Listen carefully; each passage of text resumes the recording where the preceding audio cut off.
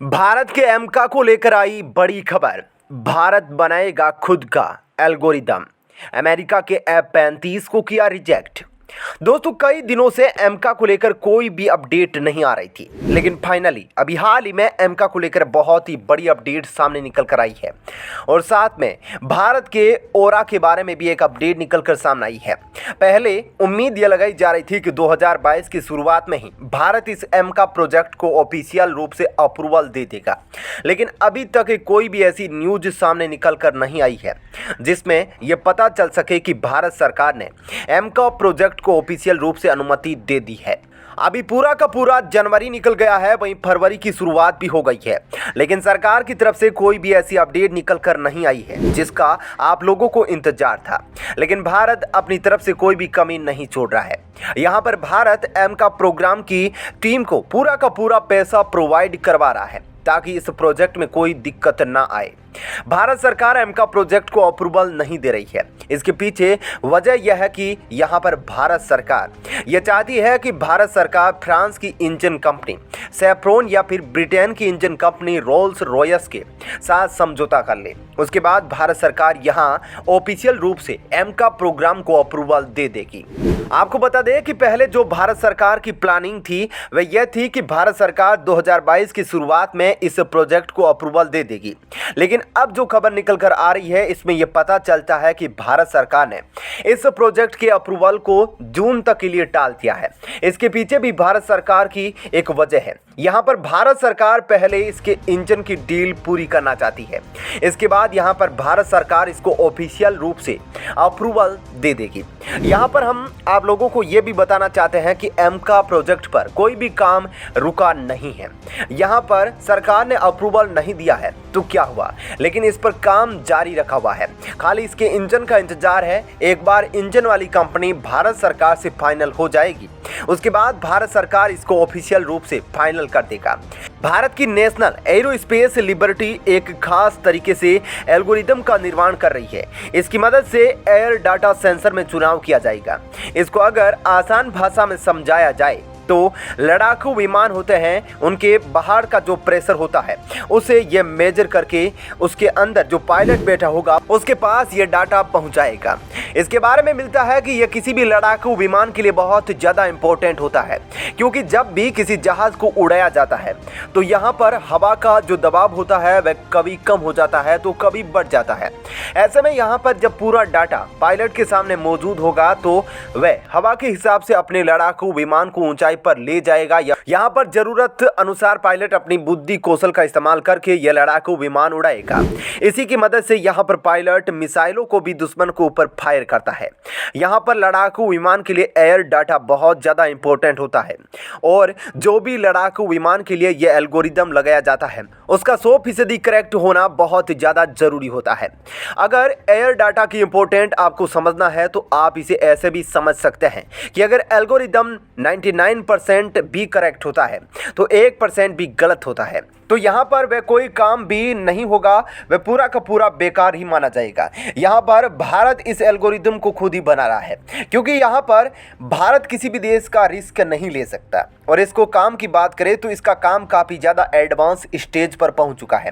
भारत के लिए वैसे तो यह बहुत ज़्यादा इंपॉर्टेंट है, क्योंकि भारत इसका इस्तेमाल एमका से लेकर कोई भी प्रोजेक्ट करने में करने वाला है।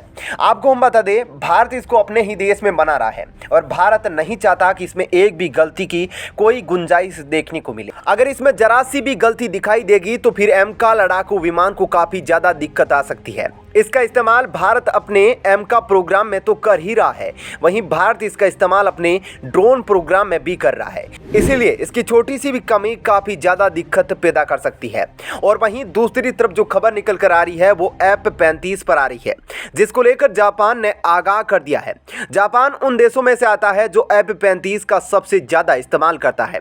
जैसा कि हाल ही के दिनों में दो देश आपस में भिड़े हुए थे, मोरक्को और अल्जीरिया। मोरक्को जो है अमेरिका से बड़ी संख्या में F-35 खरीदने के चक्कर में है, और अगर हम अल्जीरिया की बात करें तो अल्जीरिया रूस की तरफ धीरे धीरे बढ़ता हुआ दिखाई दे रहा है। अल्जीरिया जो है वो अपना इंटरेस्ट सुकोई 57 पर दिखा रहा है। मोरक्को ने भी ये देखते हुए एक दांव खेलना शुरू कर दिया है जिसमें वे अमेरिका का M35 multi role street fighter jet के लिए दांव खेल रहा है।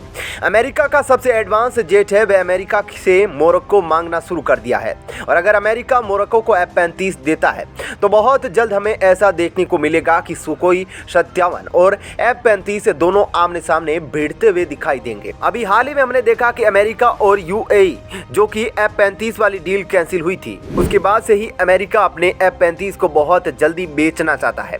आपको बता दें कि अमेरिका के F-35 का खरीदार वैसे तो भारत भी बनना चाहता है, लेकिन जो 50 F-35 की डील थी वह UAE ने कैंसिल क्यों कर दी। इस तरीके के कई सवाल उठकर सामने आ रहे हैं, जिसके बाद लोग बोल रहे हैं कि अमेरिका ने UAE के आगे ऐसी कौन सी शर्त रख दी थी जिसके बाद UAE को यह डील तोड़नी पड़ गई थी। आपको हम बता दें कि जो खबर निकल कर आई है उसमें यह बताया गया है कि अमेरिका ने UAE के सामने जो शर्त रखी थी उसमें यह कहा था कि हम आपको F-35 दे देंगे, लेकिन सुरक्षा की कोई जिम्मेदारी नहीं, क्योंकि आपके देश में चीन मिलिट्री बेस बनाकर बैठ जाता है और आपको खबर भी नहीं होती है। हमारी इंटेलिजेंस एजेंसी बताती है कि आपके देश में चीन ने अपना मिलिट्री बेस बना रखा है। ऐसे में यहाँ पर अमेरिका ने कह दिया कि हम आपको F-35 तो दे देंगे, लेकिन साथ में हम आपको अपने पायलट भी देंगे और F-35 का पूरा मेंटेनेंस भी हम लोग देखेंगे। इसके पीछे भी अमेरिका की एक वजह थी, क्योंकि अमेरिका ये नहीं चाहता कि F-35 का फॉर्मूला चीन चुरा ले, इसलिए अमेरिका ने कहा कि हम अपने पायलट भी साथ में आपको देंगे। इसके पीछे अमेरिका की वजह यही थी कि उसका F-35 का फॉर्मूला चीन चोरी ना कर ले। लेकिन वहीं जापान ने इसको लेकर जो किया वह सामने निकल कर आ रहा है, जिसमें जापान ने F-35 की जमकर बुराई करनी शुरू कर दी थी। और जैसा कि आपको पता भी होगा, जापान और चीन का भी इस समय तनाव बढ़ा हुआ है।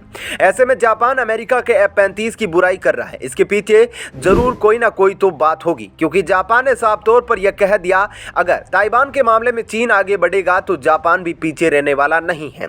जापान भी आगे निकल कर आएगा और फिर चीन को अपने तरीके से जवाब देगा। जापान ने F-35 की बुराई इसलिए की क्योंकि जापान ने कहा कि हमारे पास जो F-35 मौजूद है उसमें ज़्यादा मिसाइल कैरी करने की क्षमता मौजूद नहीं है।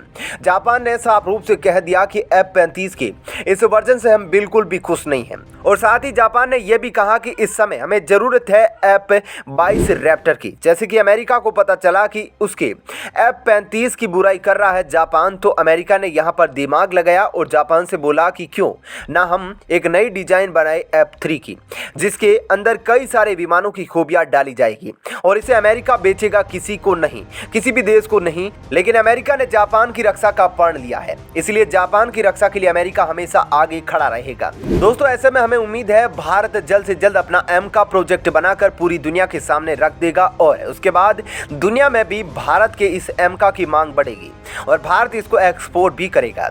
इस विषय में आपकी क्या राय है, आप हमें नीचे कमेंट बॉक्स में लिखकर बता सकते हैं।